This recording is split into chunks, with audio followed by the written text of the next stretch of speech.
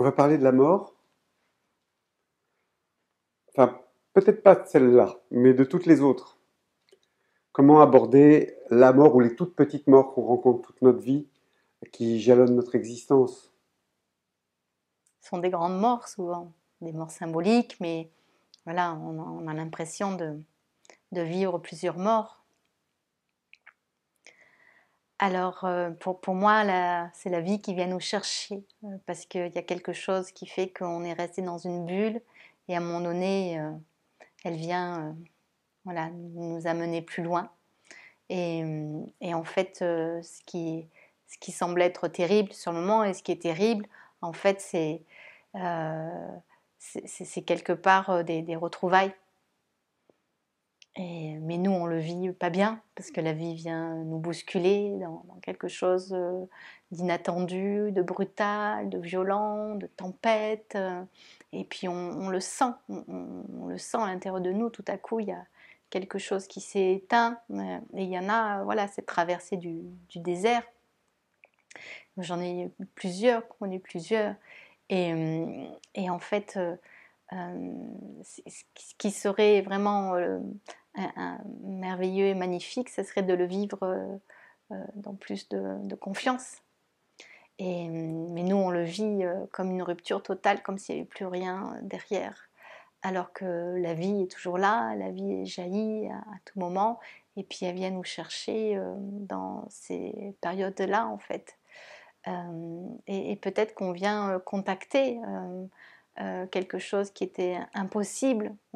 Dans la joie, on ne peut pas être non plus toujours dans la joie. Donc, euh, est-ce qu'on peut arriver à trouver une forme de beauté dans cette mort? Ça, c'est chacun à y répondre. Mais quelque part, la mort, voilà, c'est une bénédiction. Voilà. Même si c'est si terrible voilà, sur le moment. Et les maladies aussi, c'est des morts, il y a des choses qui sortent de nous. Et, et en fait, c'est une invitation à prendre d'autres directions, à rentrer dans d'autres mouvements.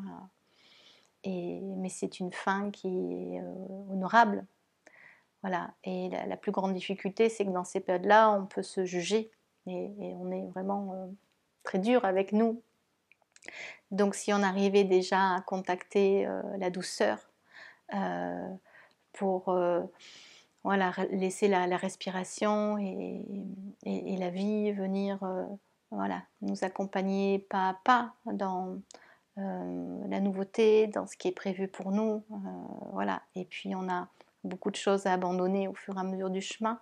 Et parfois les morts, c'est quand on est dans cette incapacité d'abandonner tout ce que nous avons cru construire.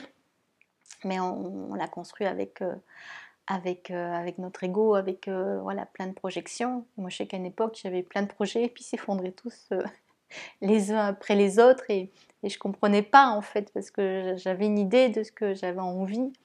Et en fait, la vie m'a montré, mais non, tout ça, c'est rien. Et, et en fait, à un moment donné, je me suis dit, mais finalement, qu'est-ce qui, qu'est-ce qui est important? Enfin, voilà, ouais, qu'est-ce que, qu'est-ce que j'ai pas encore découvert de moi-même, et qu'est-ce que la vie m'invite à découvrir, et où est la direction de mon être, la direction de mon âme. Et donc, quand il y a les morts, c'est peut-être parce qu'on a oublié le principal, qui est l'âme. Donc, dans cette mort, c'est le réveil de l'âme, le réveil de notre propre beauté, parce qu'on s'est atrophié tout seul. Et, euh, et derrière, il y a un paradis incroyable qui est là, quoi. Voilà. Merci Carole. Merci.